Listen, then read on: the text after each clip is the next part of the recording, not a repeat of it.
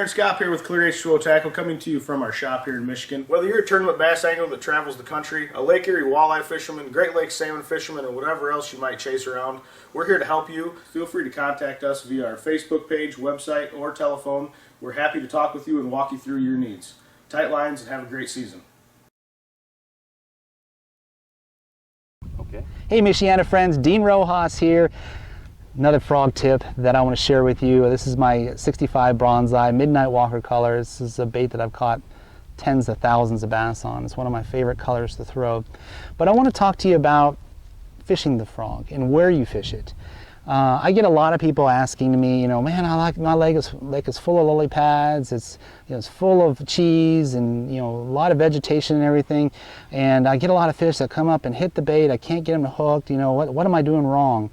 And I always tell them, I said, the frog itself, you can fish it in any kind of cover you want. It could be floating cheese, it can be lily pads, it can be matted vegetation, whether it be eelgrass, milfoil, hydrolat, whatever it is. But you always want to look for those openings, or where the grass isn't as thick as there'll be different clumps and different stages of the grass on how thick it is. I always try to work the bait faster over the really thick stuff. And then as it's coming to the thinner stuff or an opening, I usually run it into the open water. So if there's a fish that's tracking the frog that you cannot see underneath there, you want to give him a clear shot when he comes up and he eats that bait, that there's nothing in the way.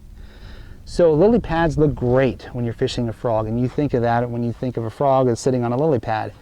But the problem with that is there's a layer of that pad that will prevent the fish from breaking through there and getting the bait.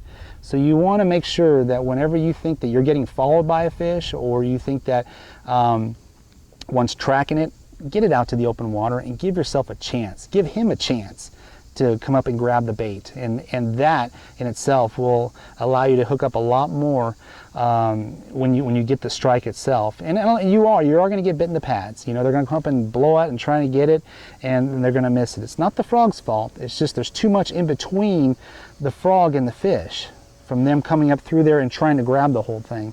Now it does happen. I mean, there's a lot of times where you get them, they grab everything. They got a mouthful of grass and the frog itself. But you end up losing those because there's so much stuff in the way, it's hard to get those hooks driven into the fish. So for me, I like fishing stuff that has open water and has different layers, where you'll have some flooded vegetation, a little gap, and then maybe some pads.